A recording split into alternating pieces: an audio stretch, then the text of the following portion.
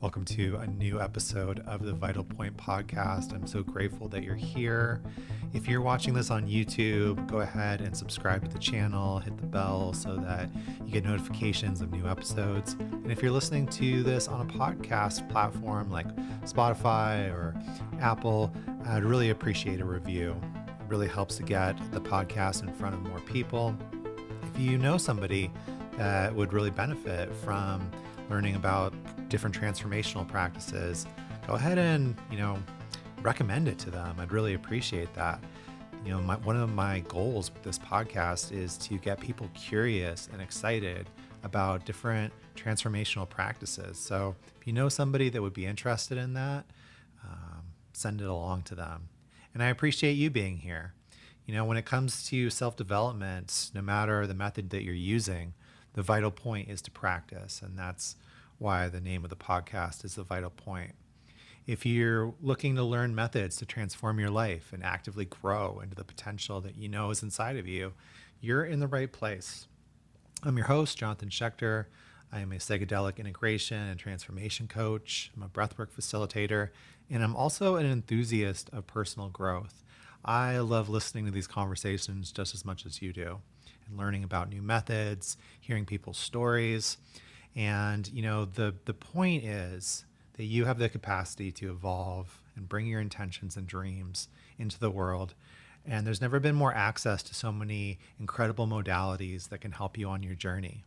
At the same time that we're bombarded by all these things that are vying for our attention and, trying to steal our time away. This podcast is really a counterpoint to that and is here to help you learn about new methods to bring into your life and give you practices to follow, share stories from practitioners who are doing the work so that you feel inspired to go and practice, because that's the vital point.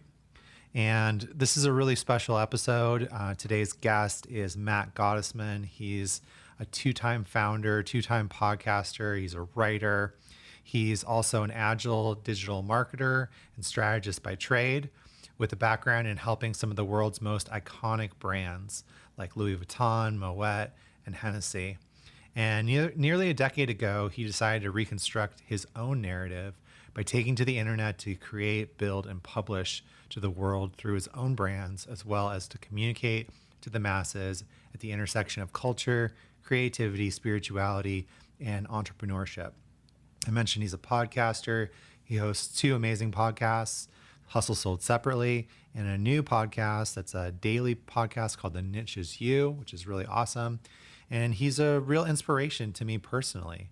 And I just appreciated his authenticity, his willingness to share knowledge and listen and, just be a supporter. And he's in this really amazing space where he's at this intersection between business and spirituality.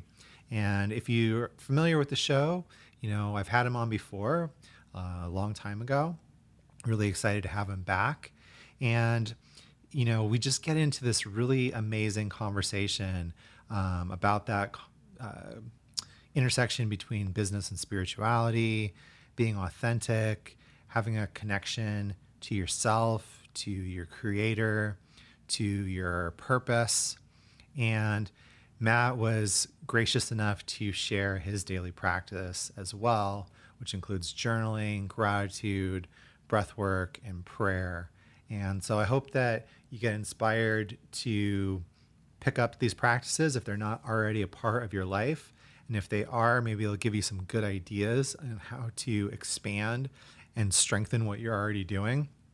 And I just found this conversation to be really inspiring, and I hope that you do as well. So enjoy. All right, Matt. So welcome back to the Vital Point podcast. Thank you for having me back. It's good to be here.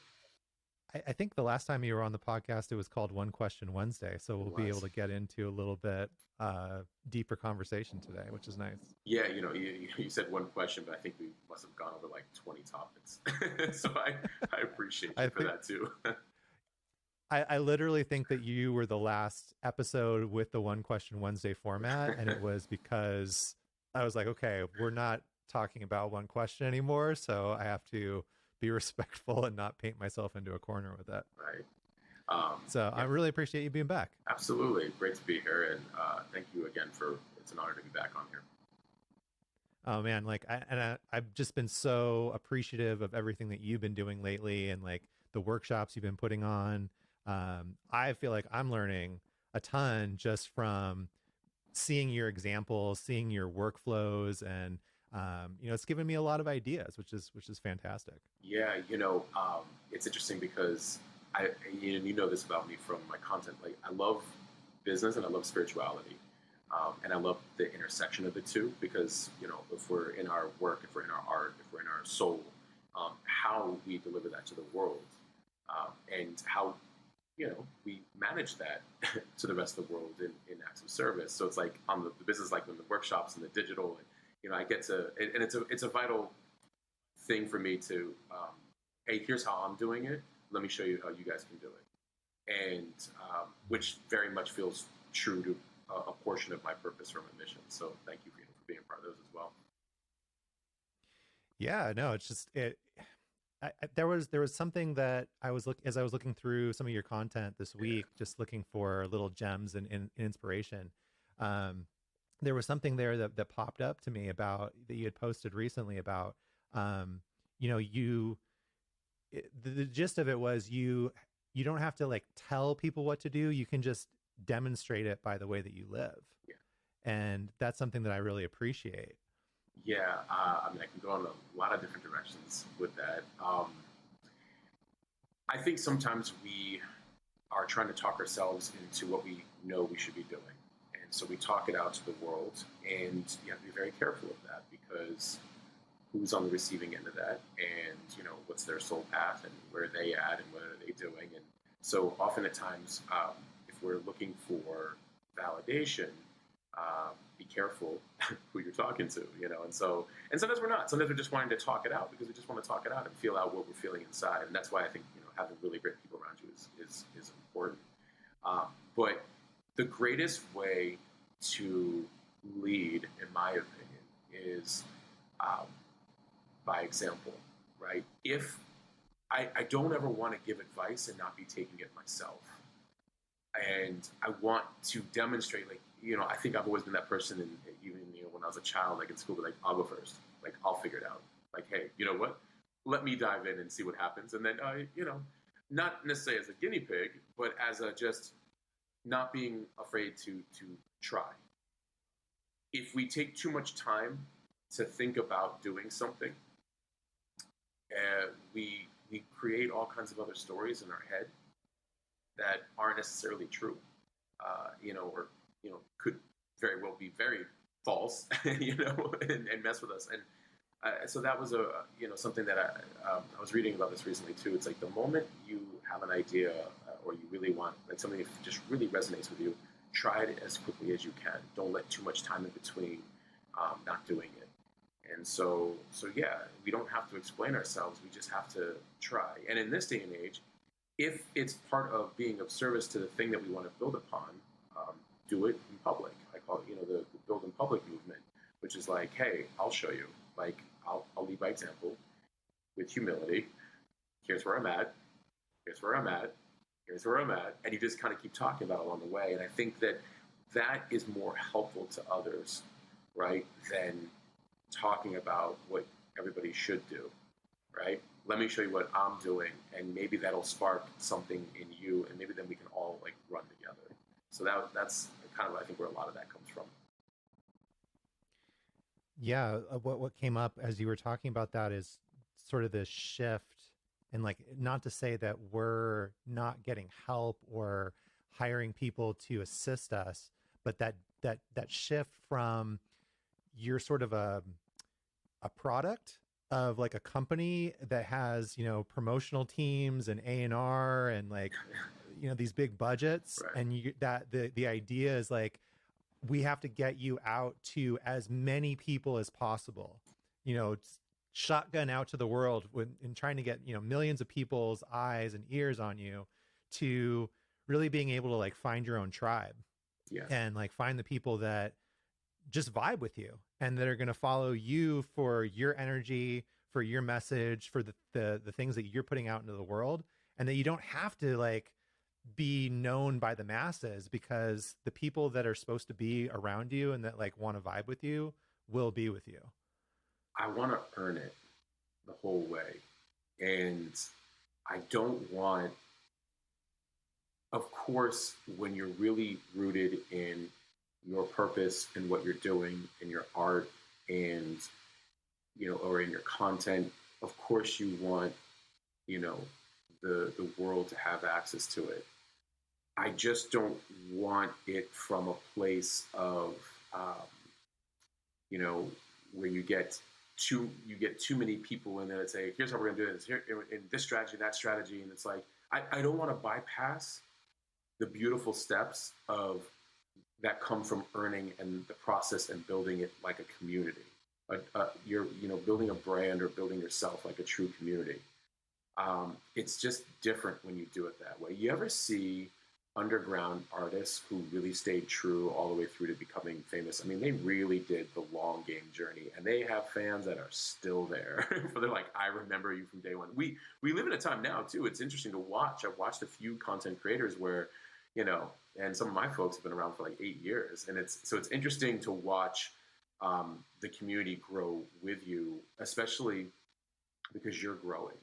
And if you speed that up too quickly, did you bypass growth, like your own internal growing, and almost kind of create a whole new audience off of the hype versus the personal development and growth?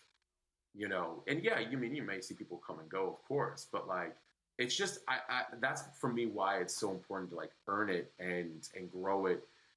And of course I obviously want the same distribution as, the masses and as, some more popular, quote unquote, whatever you want to, call that, people have, just from an earned place where it's organic, it was grown, it was nourished and nurtured and earned, and community driven. And then I just, from that, I would feel a lot more, just like I stayed, I didn't compromise. I didn't compromise my values. And again, I'm not saying that some people who took massive steps did. It's just that sometimes the hyper growth that comes from injecting kind of external modalities versus, the more organic way. Now you can move faster organically, which is what some of the workshops were about, right? Like, how do you move organically faster? Great. Now I'm being smarter, versus, giving away that power and giving away that energy that's, from how I perceive and how I want to create this. So yeah, there's a lot of things in there for when you were saying, like, the growth aspect for sure. Yeah, there's a couple of things that just popped out just as you were talking that I feel like we could explore more. Like the first one being the benefits and the things that you learn from the process itself, and like why you don't want to jump ahead or just outsource everything to somebody else, because you're actually preparing yourself for what you want.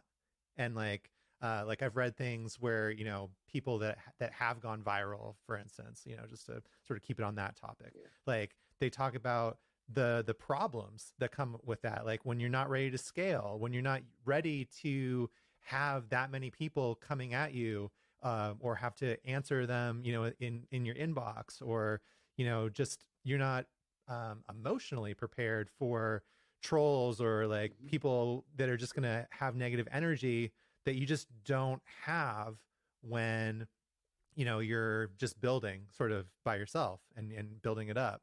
And like, I guess I can relate to that in terms of like, I feel like I spent a lot of time, sort of just going through the motions without seeing any return or any growth. And it gave me this opportunity to make mistakes and also to move at whatever speed that I wanted to. And all of a sudden things started happening for me. And I was like, whoa, okay, now I actually need to like manage my time better. Exactly. I need to have systems in place because now like my time is actually more valuable because there's people waiting on me. I have clients. I have an audience for this podcast.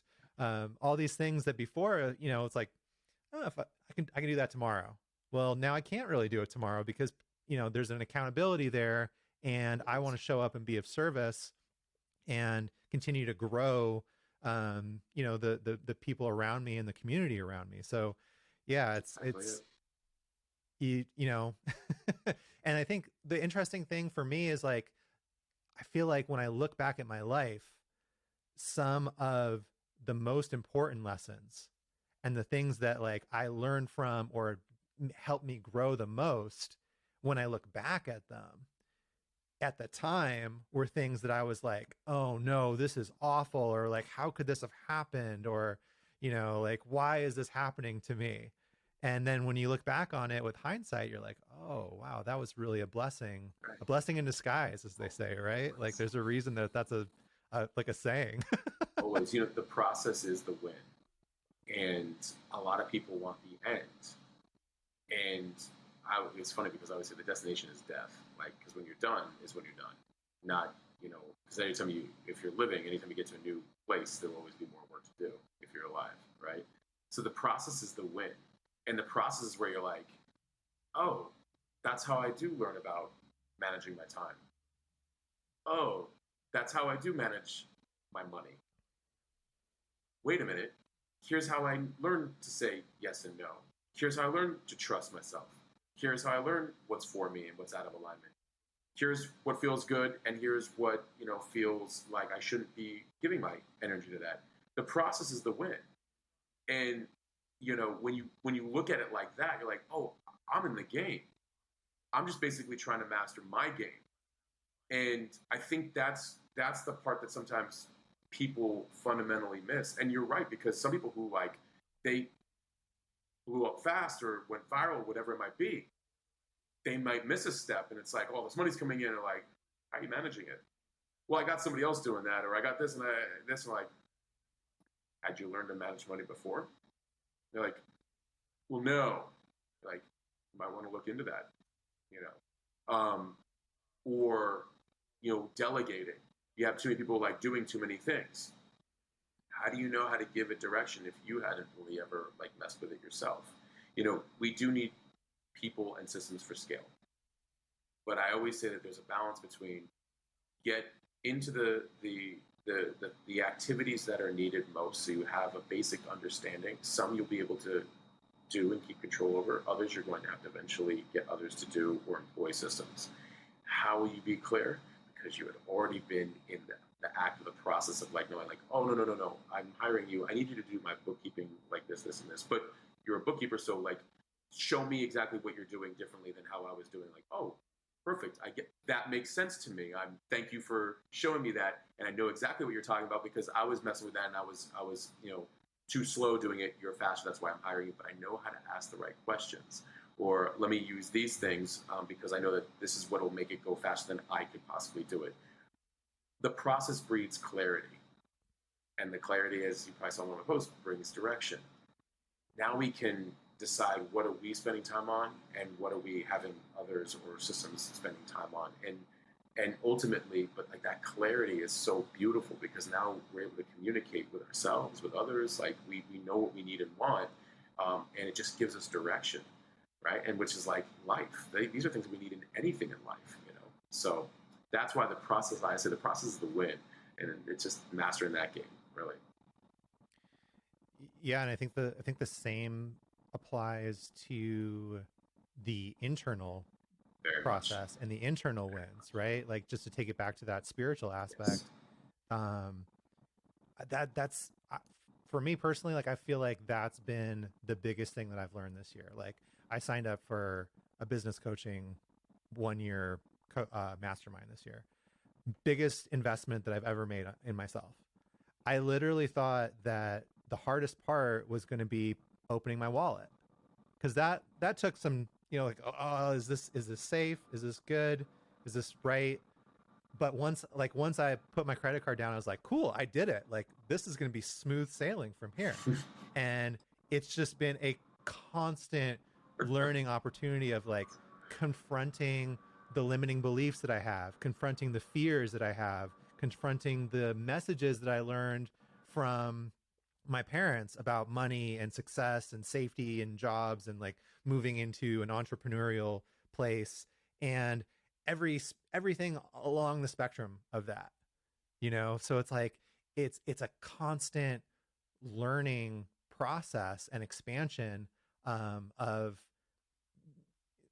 as I go through that process, getting to the place that I want to be at, and having the capacity to hold those things, to stand in that space without freaking out, without like, some sort of limiting story holding me back or keeping me from taking advantage of an opportunity that is right in front of me, that because I'm preparing for it, because I'm doing the work, I can actually like see that and be like, oh, okay, cool. Like it's time to take that jump. It's time to take it to the next level.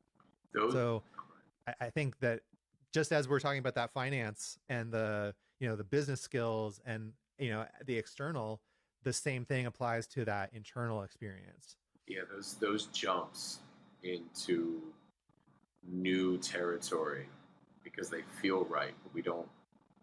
I talk about this a lot. We don't have any data, but we feel it. We feel it's the right thing to do. We have no data. The body freaks out, or can freak out, and the mind can freak out because the body's using data. It's using historical evidence through muscle memory of how you've been making decisions up until today. And now suddenly you're going to do something completely different and unrelated, and without any knowing, without any data, without anything. The body's like, whoa, whoa, whoa, whoa, whoa, whoa. Wait a minute. Excuse me. I'm going to freak out now. And I find that fascinating how the biology works, and just our internal guidance system. But the irony is that it's like, well, because you have two things happening internally. You have your muscle memory in the physical form of your body, which is used to how you're making decisions. And then you've got this internal guidance system that's like, no, this just feels right. What do you mean it feels right?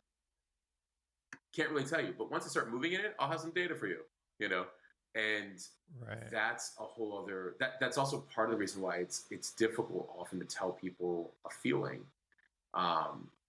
Only people who are moving within their intuition and taking risks and embracing the unknown and moving with purpose, or have again taken great risks, usually will understand you the most, right? Everybody else is like, oh my God, what's going to happen if this and what's going to happen to that? And you're like, you know what? I can't, and it makes sense because your path is not their path and their path is not your path. And if they're really not trying to drive their path, but they're trying to play it safe within their path, oh God, you're glitching their matrix. Like the moment you tell them like, well, it's just a feeling, like every single fiber in them is probably freaking out on like, Jonathan, what's going to happen? You're paying for this, and you're getting a business coach, and then you're moving in this direction, and then you're going to do that. But, what all of these things, and you're like, I got this. And noted, I will not be telling you anything ever again. Sometimes it's just like you realize this kind of like, okay, they're on the do not tell list. I understand, and again, no harm, no foul. I have empathy. I get it. They may be in a safer role, quote unquote, which I don't even like that word safe, because I'm like, you're in a role that is seemingly safe, but can be taken from you at any single point in time. But nevertheless, it's been sold to you as safe, and that's what you're playing from, and it's bringing you great life, money, house, whatever, all this stuff, whatever. And, you're fine in that sphere, and anything that breaks that sphere, even if you really don't like what you do for a living, it doesn't matter, because this is your quote unquote safety bubble, right? So Yeah, and sometimes it's not even what's really safe. at It's all. just like you said, it's those signals from the body that are saying this is what's safe, even when it's dysfunctional, even when it doesn't work, even when it's like holding somebody back. That safety of the familiarity of the body sensations is what's known. And like just like you said, the unknown, create lets the body go, whoa, wait, what are you doing? Like, don't, nope, nope, nope. We're just gonna, and I love what you just said, you know, like having that discernment for yourself, Yeah. because unless you practice discernment, you're not even sure what is yours and what you're projecting onto somebody else based on what they're telling you, Yeah. you know? Yeah. It's, So that's, and go ahead. sorry, go ahead. No, please. No, I was gonna. There were, you know, everything we were just saying was another one of these posts that like really resonated to me recently. You know, the real question is, can you abandon what's safe for what's certain, Oof, yeah. especially when it feels uncertain, knowing you'll have to trust your gifts and path Yeah. without knowing the how. Yeah, that's Like yeah. that just so lands to me. I literally right before, so that was what my my mini podcast episode was right before I jumped on with you, was from that article. Um, Your purpose is not uncertain, you are, and that was my most trafficked article to date on Substack, and it raised a lot of of questions from people on it. And can you abandon what's quote unquote safe for what is certain? And we sometimes tie safety to certainty. If you're basing safety on the external world, I'm sorry, that is not certain. That can change on, especially because it's out of your control, that can change on you at any given point in time. And I've been very fortunate, although it was a little painful at times, to have witnessed that with life over the years, from things to people. And when all of a sudden they're not there, and you're like, that seemed pretty safe, like, and you're like, and I thought I did everything right. You begin to realize, oh, wow, this is an inside job. Everything is an inside job, period. And so we have this idea of safety. I say certainty is when you really connect to your soul and you really connect with God and you really connect to yourself and have this relationship, you feel it, you know what you know. Everything else you may not know, but you know these feelings inside. And our purpose is very much a discovery process, but because the more we connect with ourselves, right? But you start to realize, like, oh wow, now that feels just right. That's certain. That is certain. We may think we are uncertain about it, and we may not know the how. That's why we have to rely on faith and trust and our gifts and our talents. It's like, why did I come here with these talents in the first place? What's really going on? And then I acquired these gifts along the way. Maybe I can use that for this thing that I want to be or do in this direction I want to go in. And the more you keep connecting with yourself, like, it's so fast now, like that. I hear it every single day. I'm like, yep, I got it. And then that practice of listening to yourself, trusting yourself, right? In a world that is very distracting, very noisy, and very like, no, look at me over here. No, this is safety. No, this is what you want. This is how you should feel. Whew, I give a lot of credit to people from decades ago, but I give some of the most credit to people now who really just beeline for their purpose, for their thing, for whatever it is that they want to build, or for being in their lane, because there has never been more distractions than there ever have been right now. So it's a gift and a curse, because the curse is it can distract you, but the gift is it can literally be such a beautiful contrast to kind of align you in, oh wait, after you've run out of resources on the external, you're only left with one choice: yourself. Internally, you're going to have to go and be like, I got to solve this. I gotta know who I am, don't I? And it's like, yeah. And I've had this conversation with a few people when they finally came around. They're like, and I got to kind of figure it out, don't I? I'm like, yeah. And they're like, and no one's really coming to save me, are they? I'm like, no, they're not. And then they're just like, and I have to change my choices. I'm like, probably, and make better decisions. I'm like, yeah, and I have to make sure I know what type of decisions I'm making from doing the work. I'm like, pretty much. I'm like, welcome to your soul ascending while you're here. Welcome to why we're even here in the first place. And it's cool to watch when people do that, and they're like, is this what you go through? I'm like, every day. Because I don't want them to feel like time doesn't matter, just being in the game does. And so that's I think the other thing that I try to do a lot with my content is I want people to know, like, I'm not like further along, or, I mean, yeah, I've definitely got a lot of practice in me, but like, I'm in it too. And I have my days, and I want you to know that, like, that's why when people say to me, like, how are you in my head? How do you know? Or especially on like my texting, right? Like, how do you know? How do you always know what to say? I'm like, I go through it too. Of course I know how you're feeling. We're both humans. I'm just going in we have different paths, but pretty much, you know, we're experiencing a lot of similar things. So I was watching this interview with Wendell Pierce recently, and he said something that as soon as he said it, I thought of you. And I'm so glad that you just brought up what you just brought up. He said something like, and I'll paraphrase because I'm not going to get it exactly right, but he said, the more specific your art is, the more universal, relatable it becomes. there you go. And I was like, whoa, that, because he was talking about like, being on the wire, and how every city he would go to, people would come up to him and be like, I relate to that show. I relate to this character, and I relate to this. And like, and how is that? Like, I've never been to Baltimore. And he's like, because the art is that specific, Yeah. that it just becomes Yeah. universal. That's And I was like, wow, so that's such a good. cool idea. That's so good. I'm gonna have Yeah. to use that. That's so good. It's so true. Like, um, that's why, you hear the word authenticity a lot thrown out. It's just funny because I remember when that first started becoming a word for like used for marketing. I'm like, really? I'm like, why weren't you using it before? Just in general, But authenticity, like, you're gonna win with honesty. It's the ultimate blueprint. It's the ultimate business plan. I think people, when they talk honesty, it's like, oh, I have to have conversations I don't want to have. Oh, like, I got taken advantage of. I'm like, no, you still need discernment.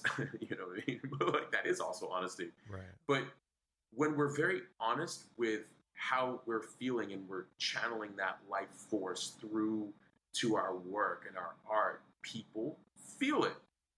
Like, it's like, thank you. When we get into overthinking mode, what do the people want? What are this? What are that? Like, listen, like, yeah, I mean, we definitely want to, if we're in service to the general type of audience, yeah, of course you always want to be asking questions. It's a two-way dialogue. But for the most part, don't overthink, just serve. And by serving, you will figure out, oh, you don't need this, but you want that? Got it. Thanks for letting me know. Makes my life even easier. And I can even double down even more so on that, because that's an area I prefer too. Huh. Oh, interesting. You know, or like the more we create from this very organic, authentic, internal knowing. Yeah, of course it's gonna be universal. Like, how did you know? Like, God, like, I'm like, because I'm you, you're me. We're different paths, but like, we're all fundamentally here to have our souls like do what they're here to do.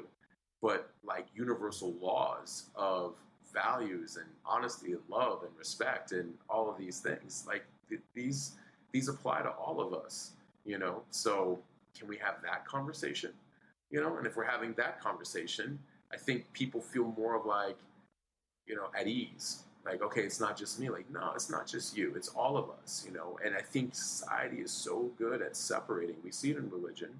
We see it in celebritydom. We see it in influence. We see it in so many external things. We separate the people out when we're all fundamentally the same. Now, we all fundamentally have a lot of responsibilities and accountability, and we have to do the work. But I'm just saying that, like, when we get separated is when we start to compare, or we start to not believe, right? Or we start to like feel restricted, and we feel like a loss of identity, or we go through identity crises and things like that. And that's why I think it's so, again, to your point, it's an internal thing. We have to connect internally and have the conversation with ourself and our soul and God.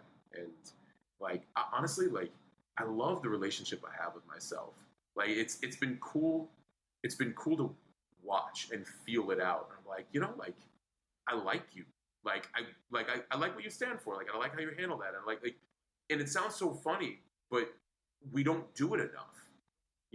People just don't do it enough. And then I started realizing, I'm like, oh wow, like if I'm having this great relationship with myself, which then turned into a great relationship with God, it fundamentally changed every way I am to the external world. One, I would never let anybody treat me lesser than the way I would treat myself. So there's discernment. But at the same token, I also now know grace because I'm like, oh wow, like I get it. Like, who am I to judge anybody? But doesn't mean that, we're going to exchange for longer than a certain time period if we're not really jiving, well. But I'm not taking it as personal because I have a relationship with myself, right? So the internal is sets us free. Hmm. Yeah. We could probably go at more rabbit holes there if you want. Yeah, no, I mean that process sounds a lot like reparenting yourself, is one way that it's sort of put in sort of a different context of like, changing that internal voice, having a better relationship with yourself and celebrating, and being proud of yourself. Like, it took me a long time to realize that, like, a lot of the time I'm not, like, that internal voice, I'm not really proud of myself. I'm not celebrating. I'm just telling myself what I could do better or how I'm not good enough, or like, these are the things that I should be doing, instead of being like, hey, today you did some like cool shit and like, I'm proud of you and like, look at you go, and I think the weird thing for me is like, if it's happening for me, it's probably happening for other people too. When my internal dialogue is like that, it makes it harder to accept 100%. and hear the things that are coming from other people. 100%. We still, like somebody might say like, oh, wow, I love this, what you're doing, but I'm not really hearing it because inside they're like, nah, like they're full of shit. We still have to deal with our personality. We still, I have been very hard on myself at times, 100%. So I don't want to remove, we've got internal voice that can mess with us. The thinking mind can definitely, be influenced and strayed and all that stuff, 100%. And, the relationship I have with myself it's not just like lovey-dovey, kind of it's just a real one. Like I was watching, and I forget the name of the actor, but I've referenced this before, and he was speaking in Oxford. I think he's an English actor. He was speaking at Oxford, and he was saying, you ever, like, a friend ever mess up so bad and they were really in the wrong, like really, really in the wrong. And he used a few other words, but I wasn't sure we were allowed to use them on your podcast. So he's like, they really effed up, right? And everybody's like laughing. He's like, and you're like, you know what? You're okay. It's gonna be fine. You're fine. Like, did you learn something from this? Like, and you're like kind of coaxing them and helping them and nurturing them, but like, you didn't judge them. You're just like, okay, that was bad, but let's, I still support you. It's like, you ever wonder why you don't do that to yourself? Seriously. It's like, why don't you have that relationship with yourself? And that's what kind of was a turning point for me, where I started thinking about, like, I just wanted to have a relationship with myself that was real. It wasn't like in light of anything. Like, there's plenty of moments where I'm like, I was wrong there. Like, I can hear myself be like, brother, like, I love you, but like, you need to own that. Own it. You were wrong there. Make it right. Or what could you have done better? Now, that's when I can remove the thinking mind, which, by the way, those two can cross over, because in the thinking mind is like, yeah, you really screwed that up. You did this, you did that. We have to balance, which I think, by the way, is what brings us kind of to the, at some point, like some of the modalities or the different things that I do during the day, or why I started tapping in so much more to, with journaling and breath work and God and prayer and meditation, all these things, is because we have to quiet the mind so we can allow the soul to do its thing, right? And that's what I was. So the relationship I have now, like with my soul, or with like myself, it's like a values based way of being. It's a values system. It's a values, like, so a lot of times, well, all times I'm celebrating myself because I'm showing up. But sometimes the conversation is definitely like, hey, listen, did you listen there? Did you hear what he or she had to really say? What could you have done better in that moment? or which, you know, they talk about this in a lot of different religions, and like in Judaism, like whether the morning or the evening, spending 10 minutes like in the evening, be like, hey, you know, thank you so much for the day. I feel so blessed. You know, looking back, here are some really things I was very proud of that I did. Here's some other things that, you know, I think I'm going to work on. I can get better. Why is it that athletes, right? Like, think about it like this. Kobe Bryant was Kobe Bryant because he watched the reels. He watched his tape. He rolled it back every single day. He was in mastery of his craft. You have to do that with your life. You have to do that with your life. You have to be able to roll back the tape and be like, oh, wow, like what a great move I did there. Like, I'm going to do more of that. Oh, I might have missed a step there or two. Okay, I'm going to tweak that. Like, we have to be an active participant with our life, you know? And I think that's why I think that's why you see a lot of people on autopilot, because it's like, because that requires work to be an active participant in your life. But it's beautiful when you are, because then you move differently. You start to be like, all right, like I'm starting to see things a little bit differently. And then, you know, that is a whole other navigation, because as you start to like pivot yourself from how you've been operating, like people change, places change, what you say yes and no to changes, like a lot of things change. And then you're managing all of that emotion inside, including the body. And you're like, oh, wow, like how long was I operating like that, you know? And so, you know, that's where grace comes in. But if we're having that relationship with ourselves and we're having that relationship with God, we're going to have grace with ourselves. Yeah, 100%. I couldn't agree with you more. You know, though I've said it to other people. I've asked them to say it to themselves. You know, like, would I talk to myself? Would I talk to my best friend? Yeah. The way that I'm talking to myself right now. I mean, If I'm treating my best friend better than I'm treating myself, like, what's wrong there? You know, like, just so 100% agree. So yeah, so for you, how do you build that relationship with yourself? How do you strengthen that connection to God and to yourself, and yeah. that motivation, or navigation rather, that you were talking about? Well, and it's been such an interesting topic for me lately too, because I have people of all faith and cultures and backgrounds that, you know, contact me. They're like, I like the way you use God. And I'm like, because I'm not boxing it in. I'm not boxing God in. I'm not boxing the talk in. It's like universal. God is in everything, and I'm not separating us from God, which I think sometimes like religion at times can do, depending on if the man-made side of religion is enforcing it, or if the spiritual essence of what it was meant to be, you know, is guiding it. So those are two very different, you know, conversations. And so I love connecting in a way where I remove the separation and stop making it so, you know, like if I do something wrong, or if, you know, again, it changed when I started having a different conversation with myself, and I'm like, I get it. I totally get it, you know? And I was like, I like to say, like, God's like a comedian in a way. It's like I'm having these conversations and everything is so simple.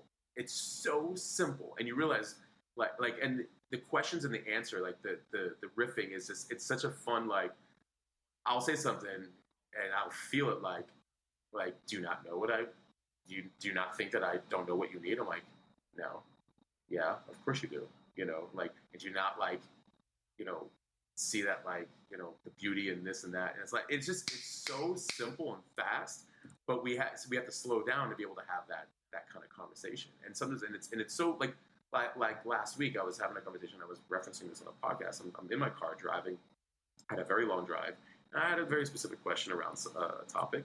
I'll leave the topic out just for the time being. But and I remember I heard it. I felt it right away. It was like, do you not know what's coming? Do you not actually feel that in your soul? I was like, yeah, actually I do. And like, do you not think that I don't know exactly what you would need? Like, do you not think that was a perfectly orchestrated design for you? And I was like, it's a fair point. You know, that's what I'm saying. It's like, it's a funny conversation. And I'm just like, okay, you know. And then it's like, but you cannot receive anything if you are attached to something that is counterintuitive to it. And it hit me like a ton of, I was like, oh shit, I was like, got it. Cannot receive the essence of this thing when we are so attached to something related to that subject, if you will, that is not it. It's just not it.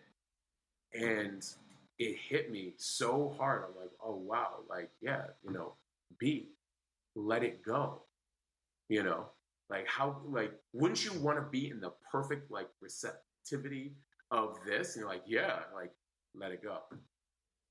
And and it was so simple, but our complex minds make everything so difficult, right? So modalities you're asking. A big thing that happened for me first started with, I've been journaling and writing for years. Last year, my ex-girlfriend and really amazing friend, she's now a great friend, we would do journaling prompts. And there were a few journal prompts that we were doing, and these journal prompts turned into me like writing out what I was feeling, thinking, no matter what it is, good, bad, depressing, positive, whatever. And I'll explain what they are in a second. And what started, so, okay, well, like it's 5 different prompts. The first one was morning thoughts, feelings, and intuition. Because it's typically done in the morning. When you're most connected, you're coming off of sleep. Morning thoughts, feelings, and intuition. You don't have to do it in the morning, but thoughts, feelings, and intuition. And what was interesting is, imagine you're writing out what you're actually feeling or thinking or what you know. Like, and so I was doing this for like a year. After a while, it turned to me, I started writing to God. I'm like, I'm just going to freehand to God. It's like, hey, I'm feeling this. I don't even know where this is coming from. And I don't know why this is like plaguing me. And so not just writing it, sometimes I was actually saying it out loud. And as I'm doing it, I started like feeling answers. I was like, what is this? I've always felt a connection to God, but I don't feel like I had a relationship with God until recently, where I was like, the way you would like a best friend, just talk. We're so caught up that it has to be like physical. Why? Well, we all seem to believe in energy. Well, energy is invisible. Why can't you feel it? Right? And so I started to actually have a relationship with God that was more of like a best friend and a mentor and a father, and like it made the concept so much simpler to me. I'm like, oh my God, like I get it. And then if I'm made in the eyes of you, oh, like now I understand people even more. I can meet them where they're at and not take things personal. And,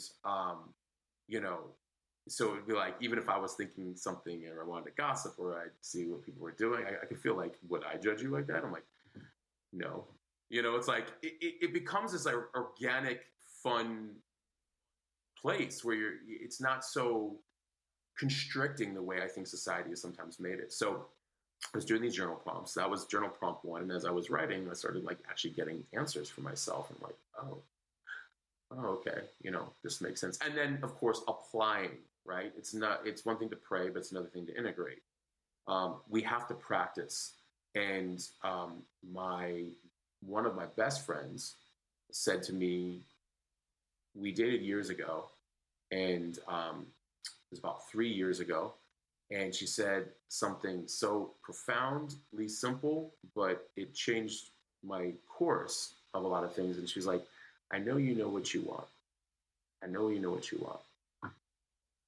But you're going to have to get in the game and meet God. You're going to have to play for it to happen. You have to get in the game and play. You got to meet God.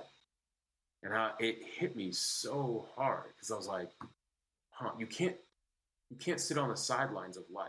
You have to be in the game. But if you integrate what you've learned, if you've integrated the teachings and the lessons and the experiences, now you're in the game. You're like, no, I can't. No, I can't date you. No, I can't take that money. No, I can't do that. Like, you're representing the value systems. You're representing the truths, the knowing. You're playing the game. You're meeting God, right? And And I had you could stop me if this is like too much of a rant, whatever. But it was very helpful. And then I had a rabbi tell me something that was very interesting, and he said, "There's a Hebrew word called hishtadlus, which means effort." And he said, "Everything is effort, everything." And he said, "All we have to do is show up consistently with effort, and when effort is finished, God takes over." Right? It's the same as like saying like the harder I work, the luckier I got. When we're in the game and we're playing, whenever it is finished, meaning like you've exhausted yourself in the field of battle by being in the game and by being the values and by building and by exhibiting this character and these behaviors. Of course, you can't do it alone. Of course, the miraculous has to happen. It will. And so those two things were really something that set me off. And so in the journaling, you've got that. That's the first is morning thoughts, feelings, and intuition. The second was what was it? Oh, 3 like goals and tasks or tasks for today, just for today, to be present. What are the 3 things that we'd love that if you got them done, that would be today, right? So you're in motion, you're in activity. Number 3 is, what am I grateful for?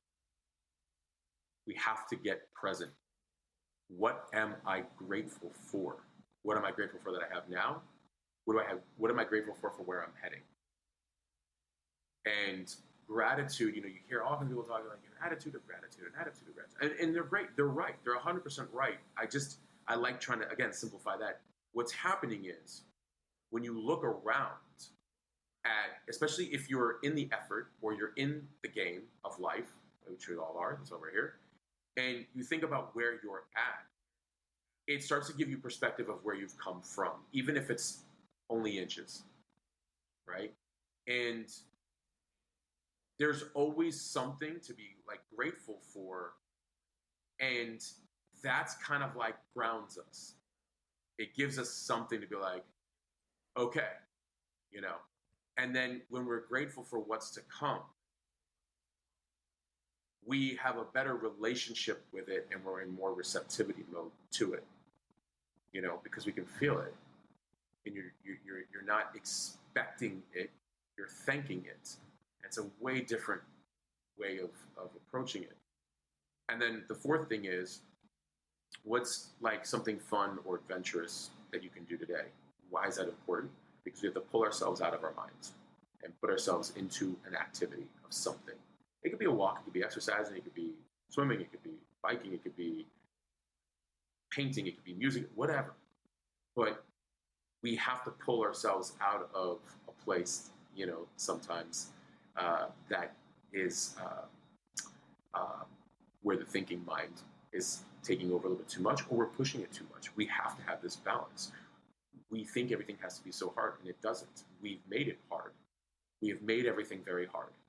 And I'm sorry, I don't believe we're here to suffer. It's just that we have made ourselves at times suffer. We all have at different capacities.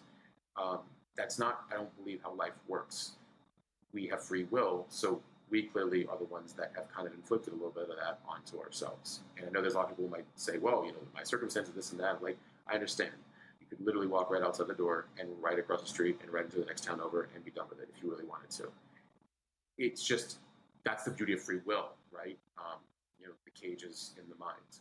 So the 5th thing is, who can I serve or pray for today? That was a very interesting thing for me, because I would start to feel either your usual people that you automatically think of. I even started thinking of people that I hadn't thought of in a long time. And it made me think about the energy dynamic of, oh, they may really need something right now. And when we can do that, we pull ourselves out of whether we're taking things personal. Sometimes it's people that you may not be friendly with anymore, or you're having something currently with. You start to realize, oh, wow, like they're going through something.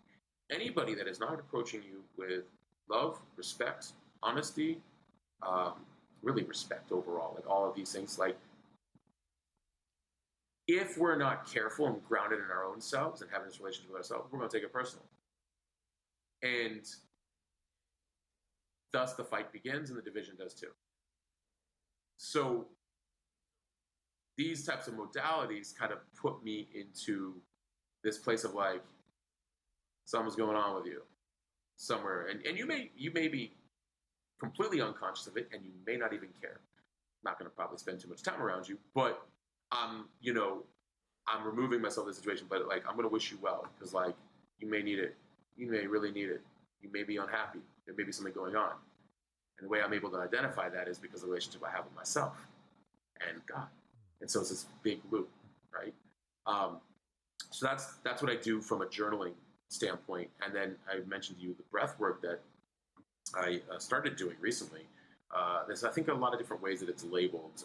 The way my good friend had shared it with me is heart coherence. And it's 5 breaths in through the nose, 5 seconds of breath through the nose, 5 seconds out immediately through the mouth for 5 minutes. And it helps connect the mind and the heart, especially when the mind gets a little quirky, which it does. It does. Like you said it earlier, it does. It totally does. It's going to happen. There's just days, especially if you push yourself a little bit harder that day, it's going to happen. So that breath work, I recently started doing it in the last couple of weeks, and it's been actually a game changer. I try to either do it in the morning or when I'm having a moment in the afternoon. I'm like, oh, okay, like let's bring it back. What's interesting is these things really breed self-awareness, and they hold us accountable to ourselves. Like, and we're putting ourselves first. Basically, is what we're doing. If I'm feeling something, or if I need to know something, or if I want to move in a new way, or if I want to do something, instead of me relying on an external world, which is all over the place. I mean, it's really all over the place, and we don't have to go there. But like, and I'm wanting answers faster. Well, let me just look to me and use some of these different things that are out there, which, by the way, cures a lot of anxiety and depression because you're kind of like less anxious because like you feel more. I have no control over the external world, but I can definitely have control over me and my emotions and my feelings and all these things. And the greater relationship I have with myself, like the less I'm like, stressing out about certain things. And I'm like, well, kind of saw that coming. So I was already like prepared, so doing these 2 things have been game changers for me. And then like, I'll use some like meditation apps like Calm, mostly because I like guided meditation. It's like, 10, 12, 15 minutes. It's nice to just like have that guided voice that is, I don't do the whole silent thing. That's not really I would love to. I just, to actually have no thoughts. And I've heard it's a game changer, and I'm sure one day I will probably get there. So instead, I like to work with what I've got, which is either a guided meditation because it's giving me something to concentrate on, or like a meditation where I can just reflect and be grateful and do what I would do journaling, but in the meditation, and it allows me to just ground within myself and make crazy good decisions throughout the day because I was like already in alignment. Like, oh, that's an alignment. That's not. That is. That's not. You already know. You already set up your whole day. It's like a calendar, like because you already know like where you're at. So the moment something that's like not alignment, you're like, yeah, no, that's not good. That's not good. And I'll finish with this. I heard something from Dr. Joe Dispenza a long time ago, which was most people will wake up right before they have to jump right into the wheel of their life, the hamster wheel of their life. I'm paraphrasing, but what's happening is they're jumping into a life that is only a repeat of everything up until that day. Versus if you get up like 2-3 hours before and spend time with yourself, you can actually set up your day versus, jumping into it and repeating the previous days. So now you're operating from a place of forward, brought present versus jumping in and repeating. And so when you're thinking about like, well, what do I want and what do I need and what would be better? So then when all of a sudden the thing that was going to repeat itself, you're like, no, that actually doesn't resonate with me. I'm not going to do that. No, so you can like cut it out and start to move your way towards exactly where, you're most called. So those are some different modalities. I love that. Thank you so much for sharing that. Yeah. Yeah, there's a lot there, and there's a few things. Like I love that the gratitude and the praying Yeah. part of your journaling. Like Yeah. there's that what am I going to do that's fun and exciting in between those things? Like I feel like there's something in that sequencing of like priming yourself with the gratitude, and then like, okay, that now what am I going to do something like that's fun and expansive and something that, is speaks to me on this different level, not like, oh my god, I have 50 things to do for my business and all that kind of stuff. And then that you're kind of wrapping that up with the with praying and thinking about others, and how can I be of service. I love that. Yeah, heart resonance breath work Heart resonance, yeah. is legit. Mm-hmm. No joke. Game um changer. it's something that I practice every day. And it's just a beautiful practice. And I love what you said about Joe Dispenza. I it's funny, I've been meaning to ask you, like, because I just assumed, just based on some of the stuff you write about and you talk about it, I'm like, he must be into Joe Dispenza, but like we never talked about it directly. But yeah, like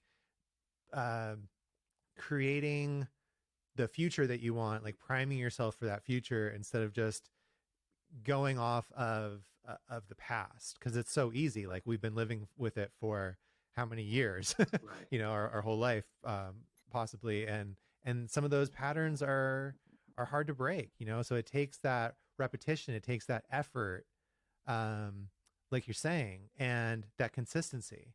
And that's another thing that like I appreciate about your message and what you put out there is being open to trusting that consistency and trusting It's that everything.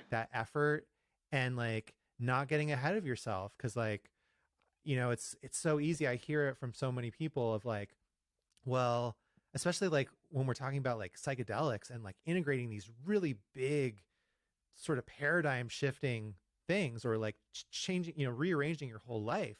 It's like, well, have some, like you said, have some grace for yourself, have some patience. Like these things don't happen overnight, but if you show up consistently day after day, sometimes breath after breath, or like you said, having those practices to stop yourself as you start to sort of go off the rails, and like have that reset of like, oh wait, is this in alignment to what I'm creating, to what I want to create? That just compounds You, and it builds, and like all of a sudden you find yourself like, whoa, I've look how far I've come. That the small consistent effort trumps everything. everything. The compound effect is so beautiful. I was having this same conversation with what you just said with one of my trainers, and he was like, and he's very into the same things, and we were talking. He goes, the thing about the body is that the consistency, like you already know the outcome. You know it. You know it. You know it. You know it. How much time depends on the person. You know the outcome. You know the outcome because it's a tangible thing. And he's like, if you can apply that, Matt, to what you're saying in your message with like the consistency of showing up for the the things that feel uncertain but are really certain. He's like, he's like, the consistency will keep the score. It really will. He's like, the only reason why it works with the body so well is because you can look at somebody and say that's a tangible result. But we know what it took to get there. It was all work, and it was consistency, showing up every day. We have this conversation because I'm on year 3, and it's so crazy to like see like even how the body's like changing. I'm like, okay, and that's why like I urge people like you got to take action on yourself, because you're like the consistency in everything. You know the outcome. I can't tell you the when, but you know the outcome. And the when, well, that's different for every person, right? But you know the outcome. You should get comfortable knowing the outcome from the consistency. The other thing I was going to tell you too, by the way, is with Dr. Joe. Yeah, I read Supernatural. I think it was Supernatural, Becoming Superhuman, Supernatural, right? One of those like years ago. Sorry, Joe, if you ever catch wind of this. My apologies. And then just that when he was talking about that whole the morning setup and all that other stuff, I haven't really read as much of his stuff in the last like couple of years, but the content was interesting when you brought up about the content. I was recently talking to a couple of like rabbinical, anybody listening, rabbis, very amazing humans, and they're like, "What's fascinating about you?" They saw my content. They're younger rabbis. And they said, "I saw your content." I was like, "Yeah." And they're like, "It's fascinating that you're speaking Torah, but you're not immersed in necessarily Torah." And I said, "Well, yeah, I get that." And they're like, "It's beautiful." Like, and they were being very complimentary, not like, "Oh, they were actually very loving about it." They're like, "It's fascinating." Like, and where does it come from? They were. That was a test, and I was like, "God," I was like, experience, and taking experience and taking, life, and taking messages, and like let's have that conversation, publicly to everybody, on a mass scale, right? So I like the fact that it's like you got the science folk who are amazing, and they're just like, Joe. Like, I love how Joe gets closer and closer to spiritual because the science helps him understand it, and then you got the spiritual people who are just naturally spiritual, and they're like, we like looking at the science to like try to make sense of like how did that like random miraculous thing happen, It's so funny because where is everybody heading? All to like their oneness of themselves, right? So I'm that person in this fun world in the middle of like, trusting in that which you can't see, and living life through experience, and then sharing that with the world, and then like just trying to become a better human being in the process, and it can be very challenging. So, but yeah, I just want to share those two things with you. Yeah, 100%. I mean, I truly believe, and it's something that I've experienced myself within an ayahuasca ceremony, that like everything that is quote unquote woo-woo or magic, especially like if you want to say magic, is just science that we don't understand. And like we have the hubris to walk around thinking that we understand everything when there's, like you said, the energy, you can't see it, but doesn't mean it's not there. Right. I mean, like it's all around us. So we carry it around in our pocket, and it's just floating around, in the air. And everything that we understand today as science at one point was magic, or at one point was woo-woo. Right. Back into like fire. Yeah. Like that was the experience that I had in this ceremony, was like, oh, that's why fire is so healing. That's why there's fire ritual and healing around fire in every culture, because at one point that shit was magic. Yeah. Like you have fire, you keep me warm. Yeah. Like we've been doing it as human beings energetically for millennia, basically, like for most of the time that we've been human beings. Right. Yeah. And like, of course there's healing. Of course there's energy around that. And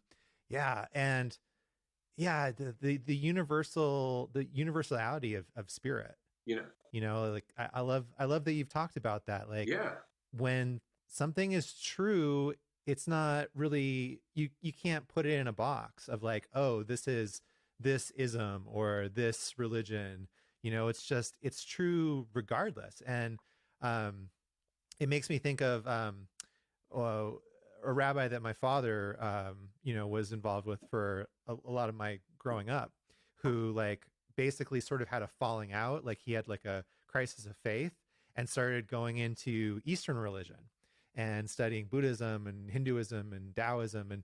And right before he was like, okay, I'm done with Judaism, something within him said, I'm going to go back and like re-examine some of this stuff.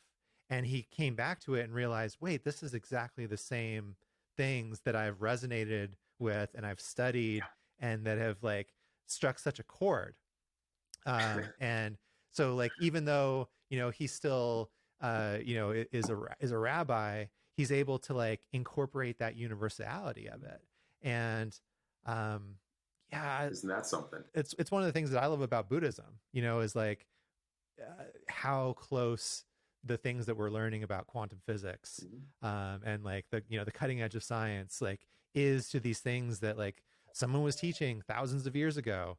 And also, when I got involved in Buddhism like 20 years ago, um, there was something that I read from the Dalai Lama that really like struck a chord, which was like, if you can disprove something that's in the Buddhist teachings, we have to throw it out. Like, cause yeah, there's things like from a science perspective that like were written hundreds of years ago and we've been able to disprove that. So why would we keep that around? Like why would we continue to follow that? We've uncovered more of the truth. And like it's our job to be close to the truth and be aligned with the truth, not to follow some sort of dogma just because it's there. It's already what's established. God is so brilliant. Again, the sense of humor of it all. God is so brilliant that, like, I know, I'll make science, and science will help. Like, bring more and more over time. Understanding of different miracles and quote unquote magic and other right. Like other things that like were deemed magic at one point. The miracle of science. Like, I know, I'll make science. I know, I'll make this. I'll do that. Blueprints everywhere, all saying sort of like the same thing, different interpretations, right? And I know, and I would never want to alienate any culture because I think there's just so much beauty in all the cultures and in all the religions, actually. I just, to your point, most of it, or all of it, is really centered around kind of connection to self, connection to creator, right? And Yeah. how that got separated and divided, with mankind, obviously created separation, etc. But the gist of it all is that, and it's celebrated in whether religion or non-religion, of oneness, like because and in religions a lot of times talk about that. Like I can't really speak on a lot of religions, but like Mashiach and Judaism, oneness. We all become ourselves at oneness, in which we all then realize we're all connected at oneness. I've heard that in other religions and modalities, and other things. Now, obviously, there's a lot of different, different interpretations in different religions and things like that. But like, so, if we can remove all of the, and I don't want to remove out of any kind of disrespect or anything like that, just more out of like too much of the overthinking. And we just kind of get it right down to like, connection to myself and understanding my soul, connection to creator, right? Connection to God. So that, and then we start to see all of the miracles and under examination, whether through quantum mechanics and physics to, science to like, I love the fact that we're able to like study how intuition, it's just like scientifically, how does intuition work? I'm like, well, that's going to be a fun, like, I would love to like see the studies on those because it's like, and watching the brain waves, like what Dr. Joe does, like watching what's happening in the brain or in the pineal gland, right? When we're just in our knowing or just doing certain things, it's like fascinating. So again, even that was made by, ingenuity of man coming from God. And it's like, you want to understand me more? Great, here you go. Even more so. So, and again, like I never want to ever remove the beautiful teachings of culture and religion. I just don't want people to feel constricted by it. I want people to feel more connected themselves into God from it, not, and not separated. So, yeah. Yeah. Connection to self and connection to source, and then finding that blueprint that helps you navigate, get closer to that, get more connected to that. Yeah. Beautiful. So, well, this has been a fabulous second conversation. I'm so grateful for your time and for all the wisdom and experience that you shared. Thank you. What do you got coming up? You got another workshop coming up, and are those going to be regular things? They are. Yeah. I've got a couple things coming up. So we're doing, my brother and close friend Nadim Al Hassan We're doing these workshops on, you know, just on, we're living in this time where we want to help simplify the mental suffering that comes with, building your passion, building your brand, building your business, whatever it might be, really, in a digital age. But it's very systems thinking to approaching what you're building and the reason being. And we're going to kind of start really actually turning that into an entire community of systems thinking applied models. Why? Because how do we reduce the friction, the cognitive overload, and the barriers for what we want to build, which are in alignment with ourselves, which are in purpose, but in a digital savvy world. And since we come from backgrounds of that and we love doing it, like, we're going to just show people how to do it, and like, we're all just going to run together. So that's been a fun way of being of service. And then also we did it in a way where we wanted to take in a lot of data over 3-4 months of like, where are the people really wanting, and what are they, what is the most optimal way to run this as a community for them. So that's fun for me because, I have an agency around systems, but look, we're becoming more, like Naval says, 1 to 4 person businesses. That's really what we're becoming. And why not apply a minimalist approach with systems thinking that also makes you like scale what you love, but also love what you do and not get burnt out. There's a lot of burnout happening, especially like as we were talking before we started this, like with systems and with doing all the things online. It doesn't have to be that way. And the algorithms, if we get stuck playing the algorithm game, we can get really in our head.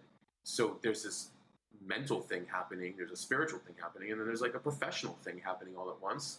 That's why we were like, big component of why we're doing this. We were like, no, let's create a massive community and like run together. Like, let's here's the play, like, here's what we did, here's what we tried, here's some tools we're using, like, here's the metrics that come with it. Like, that's the future of it's really gonna be like, and then everybody can be like, oh, I tried that, here's what I altered, this is what happened, and everybody's basically just kind of sharing, like a knowledge sharing community that allows, our self to scale, our life and our business. So there's that. I am launching a second podcast. It's a personal podcast from me to my audience. And, you get the text. So, like I'm kind of warming up right now and how often I do texts, which has been amazing to actually like, again, it's been actually an interesting thing for me because people are very much like, how are you in my head this morning? And I'm like, I get you. I don't know, but I get you, and so I'm launching this new podcast. It's meant to be daily. So I'm in the middle of batching that. And really, that's actually the platform for everything else I want to do in the next several years, which is, it's actually also going to be a book. It's also going to be a journal. Then it's going to be a book for men. Then potentially be a book for children, and potentially a book for relationships. Like it's meant to go into kind of like a series of things that I'm really excited about, because it's very much in alignment with purpose, my purpose, and like having these types of conversations like we're having, simplifying where possible, and kind of bringing more people back to themselves, and like uncomplicating like life and creativity and their highest self, pursuit of their highest self. Like, let's uncomplicate that so we can allow the people just run. Like, let the people run their race. So I'm excited by that. And so yeah, hopefully the book Q1, Q2 of next year. It's like been like awesome 5 years in the making. So I'm working on it. Beautiful. Yeah. And I'm excited to read it. So that's what's going on. Very cool. Well, we'll definitely put some links on the show pages to connect with Matt. Would highly recommend that. I've been getting your texts and they're super inspiring. Really appreciate that, that other aspect of it, to get those little notifications at the right time instead of like having to sort of search it out or sift through the algorithm and all the rest of the content that we're getting. Right. And if you don't follow Matt on, either Twitter or Instagram or both, you're missing out. Thank you. That's Wow. all I can say. Honored, brother. Thank you. I mean, this, this conversation should be a, just a little taste of what you can expect, the kind of inspiration and, yeah, you're super inspiring to me, sir. And I appreciate you. I appreciate the generosity that you've had towards me, personally, being able to reach out to you, being accessible, sharing, knowledge, sharing experience. And then the workshops that you've been doing have been really phenomenal, and just the value that you guys are providing. And, I'm a systems geek anyway. So like that stuff just like totally like lights me up, just Right. seeing somebody else's workflows and their craft and their processes, because it inspires me. And it's like, oh, it gives me ideas. It gives me inspiration, and it gives me hope, because it's like, oh, well, here's a blueprint. Here's another blueprint, a different type of blueprint. And, if these guys are doing it, then I can do it too. So appreciate everything about you, brother. Thank you, brother. I appreciate you too. Love you, brother. I really, really do appreciate it. Thank you. Yeah. And I appreciate you sharing your vital point. I know we didn't like mention it verbatim, but I feel like we talked it out like through the podcast of, tapping into your soul and the conversation with God. Yeah. And, that you provided some value for people to try out themselves. Amazing. So yeah. Thank you so much. Yeah. No, thank you. I appreciate it. Awesome. Well, thanks for tuning in to another episode of The Vital Point. And remember that regardless of whatever the modality is that you're practicing, the vital point is to practice. So get on those journal prompts tomorrow or even today, and keep it up. We'll see you next time. Bye, guys. Hope you enjoyed this episode. And if you did, I'd love it if you leave a review. Follow me on Instagram at Blue Magic Alchemy if you'd like to learn more about transformation, integration, and how to connect through coaching, breathwork, and meditation. Remember that regardless of the methods you're practicing, the vital point is to practice.